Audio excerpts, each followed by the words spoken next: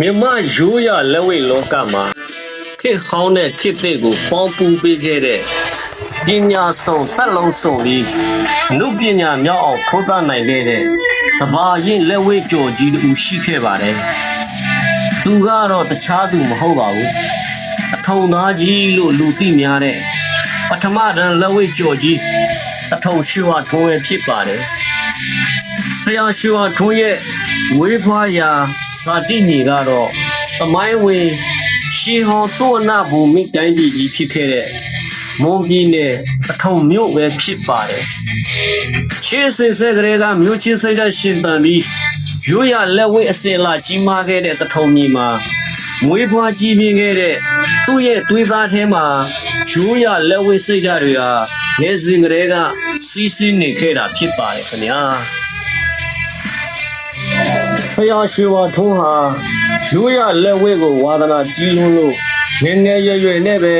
လေးကျင့်တိုက်ခိုက်ခဲ့ပါတယ်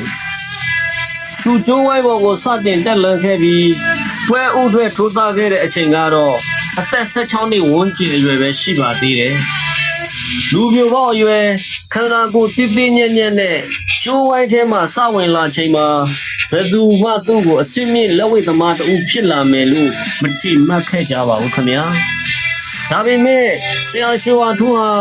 ငယ်ရွယ်ပေမဲ့အရေးစွတ်တဲ့စိတ်ဓာတ်ဇွဲလုံးလာနဲ့ထိုးသားပညာတွေကိုမနာရသင်ယူခဲ့တာကြောင့်အသက်18နှစ်19နှစ်အရွယ်မှာတွင်လူငယ်တန်းပြိုင်ပွဲတွေမှာပြိုင်ဘက်တွေကိုအလဲထိုးပြီးဖြည်းဖြည်းချင်းချန်ပီယံလမ်းကြောင်းပေါ်ကိုတက်လှမ်းနိုင်ခဲ့ပါတယ်ခင်ဗျာ။ဒါဆိုဆရာရွှေဝါထွန်းကိုလက်ဝဲပရိသတ်တွေတနိုင်ငံလုံးတိုင်းတာနဲ့စပြီးအတိမတ်ပြုနာမည်ကြီးပေါက်ပွဲသွားစီခဲ့တဲ့ပွဲကတော့ဘယ်ပွဲလဲအဲ့ဒါကတော့သူ့ခေတ်သူ့အခါကအသေးအတန်ဆုံးအကျင့်အနယ်ဆုံးဖြစ်ခဲ့ပြီးလက်ဝဲလောကကိုလောက်ခိုင်နိုင်ခဲ့တဲ့ဝါရင်လက်ဝဲကြော်ကြီးအမန်းကြားနဲ့တွေ့ဆုံခဲ့တဲ့ပွဲစီတွေပဲဖြစ်ပါတယ်ခင်ဗျာဆရာရွှေဝါထွန်းဟာအမန်းကြားနဲ့၄ချိန်တိုင်တိုင်တွေးမိကြအပြင်းထန်ထိုးသက်ခဲ့ရပါတယ်အဲ့ဒီခေတ်ကသမန်းကြားဆိုတာ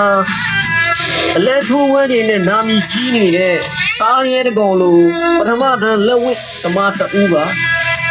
ဒါပေမဲ့အသက်ငယ်ငယ်အထုံသားကြီးရွှေဝါထွန်းဟာသမန်းကြားရဲ့အဝတ်အထွက်တွေကို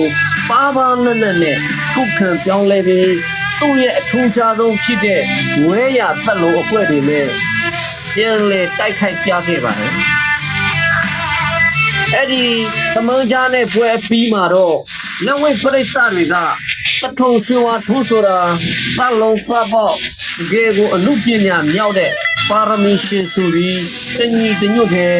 တနိုင်ငံလုံးအတိုက်အတာနဲ့နာမည်ကြီးကြီးပဲစားခဲ့ပါတယ်ခင်ဗျာ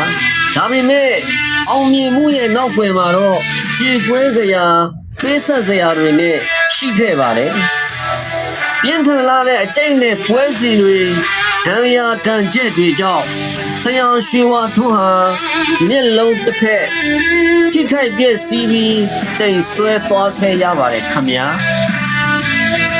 လဝိသမားတယောက်အတွက်မျက်လုံးတစ်ဖက်ဆုံးရှုံးရတာဟာ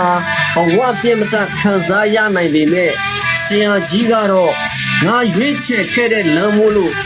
နောင်တလုံးဝမရရှိခဲ့ပါဘူးလို့ရဲရဲဝံ့ဝံ့ပြောကြားခဲ့ပါတယ်ခင်ဗျာသူရဲ့လက်ဝဲအပေါ်ထားတဲ့တစ္ဆာတရားနဲ့တတ္တိမာနကတော့တကယ်ကိုလေးစားဖို့ကောင်းလာပါတယ်ခင်ဗျာကျိုးဝိုင်းပေါ်ကနေအနားယူပြီးခဲ့နောက်ပိုင်းမှာလဲဆရာကြီးဟာလက်ဝဲလောကကိုကြောမခိုင်းခဲ့ပါဘူးမိခင်စာတင့်မြင့်ဖြစ်တဲ့မြမရိုးရလက်ဝဲအတွက်ရည်ရွယ်ပြီးရွှေဝါထွန်းရိုးရလက်ဝဲကလပ်ကိုတီထောင်ကမျိုးဆက်တဲ့လက်ဝဲသမားတွေကိုပြုစုပြောထောင်ပေးနေစေဖြစ်ပါတယ်ခင်ဗျာဆရာကြီးရဲ့တင် जा မှုတွေကတော့လူမရွေးပွဲမရွေးဘယ်သူနဲ့ဖြစ်ဖြစ်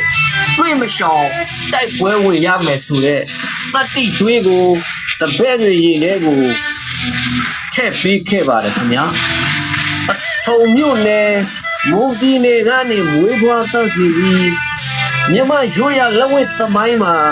သက်လုံးတပ်ပေါစိုးလီစွာနဲ့အမှုပညာမြောက်ကပီးတင်ကြံရစ်ခဲ့တဲ့ ဆရာကြီးတထုံရွှေဝါထွန်းရဲ့ဖြတ်သန်းမှုကတော့တကယ်ကိုလေးစားအတူယူကြရပါပဲခင်ဗျာ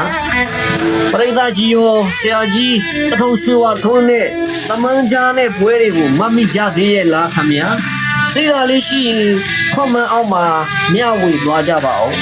အခုလိုစိတ်ဝင်စားအားကစားသမိုင်းကောင်းတွေကိုအမြဲကြည့်ရှုဖို့ကျွန်တော်တို့ရဲ့ channel လေးကိုလည်း like and subscribe လေးတွေလုပ်ပေးဖို့မမေ့ပါနဲ့ခင်ဗျာအားလုံးကိုကျေးဇူးတင်ပါတယ်ခင်ဗျာ